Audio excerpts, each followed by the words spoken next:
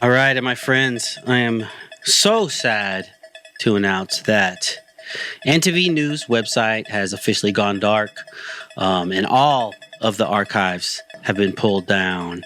I want to pay tribute. I want to pay tribute to MTV News, and I'm going to talk about my top 5 moments from MTV News.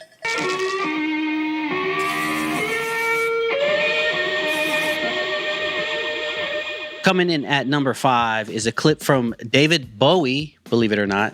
So in 1985, MTV is still fairly new. This was the beginning of video on TV. Music was starting to have a visual element to it in terms of like highlighting representation of the people behind the music. David Bowie was criticizing MTV because they were highlighting the white music, but not the black and brown music. It occurred to me, having watched MTV over the last few months, that it's a solid enterprise and it's got a lot going for it. I'm just floored by the fact that there's so few black artists featured on it. Why is that? I think that we're trying to move in that direction. We want to play artists that seem to be doing music that fits into what we want to play for MTV. The company is thinking in terms of narrow casting. That's evident. It's evident in the fact that the only few black artists that one does see are on about 2:30 in the morning or to around 6. But there seem to be a lot of black artists making very good videos that I'm surprised aren't used on MTV. Well, of course, also we have to try and do what we think not only New York and Los Angeles will appreciate, but also Poughkeepsie or Midwest. Pick some town in the Midwest that will be scared to death by Prince, which we're playing, or a string of other black faces. That's and black very music. Interesting. Okay, thank you very much. Does that make sense? Valid point? I understand your point of view. Okay. Okay, number 2. It's an early interview, a 1992 interview with Tupac, and I just thought it was fitting because he talks about Donald Trump and greed in America. This is in 1992. This world is such a, and when I say this world, I mean it. I don't mean in the ideal sense. I mean in every day, every little thing you do. It's such a, gimme, gimme, gimme. Everybody back off. You know, everybody's like, you taught that from school, everywhere. Big business. If you want to be successful, you want to be like Trump, gimme, gimme, gimme, push, push, push, push, step, step, step, crush, crush, crush. And we want ours. And I don't mean by like hours, 40 acres and a mule, because we're past that. But we need help. I mean, for us to be on our own 2 feet, us meaning youth or us meaning black people, whatever you want to take it for us to be on our own 2 feet, we do need help. Because we have been here, we have been a good friend. If you want to make it a relationship type thing, we have been there, and now we deserve our payback. It's like you got a friend that you don't never look out for. You know, you dressed up in jewels. Now America's got jewels, and they paid and everything, and they lending money to everybody except us.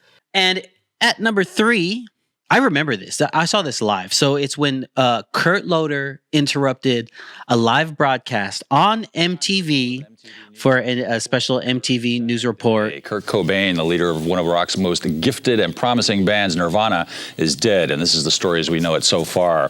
Cobain's body was found in a house in Seattle on Friday morning. He was dead of an apparently self-inflicted shotgun blast to the head.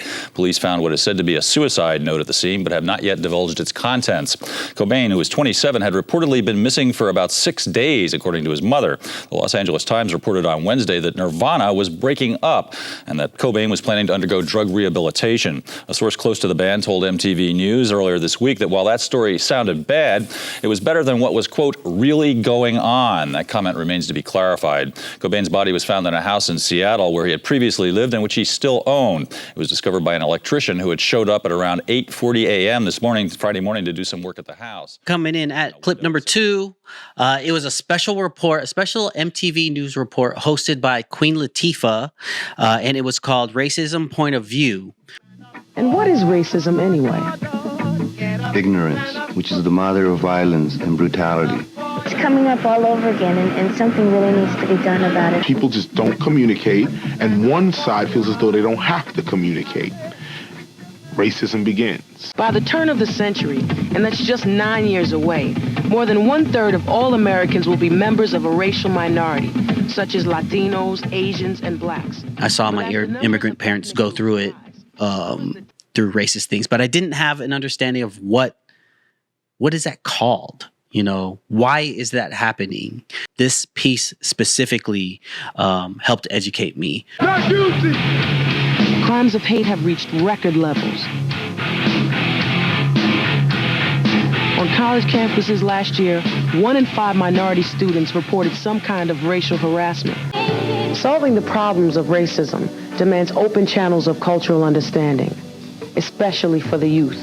And the number one moment, it comes from 2006. So I'm jumping all the way to 2006, the public squashing of the Jay and Nas beef. The two of you coming together at this point is not just important for music, but it's, in my opinion, it's important for the streets and the people that you reach through your music.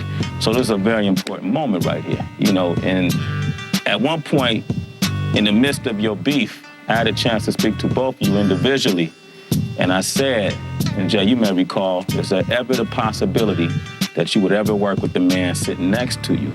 There wasn't collaborations before anything happened. So, why would it happen after? Is that possible that Nas and Jay would do an album together? Well, first things first. All monumental moments. So rest in peace, MTV News.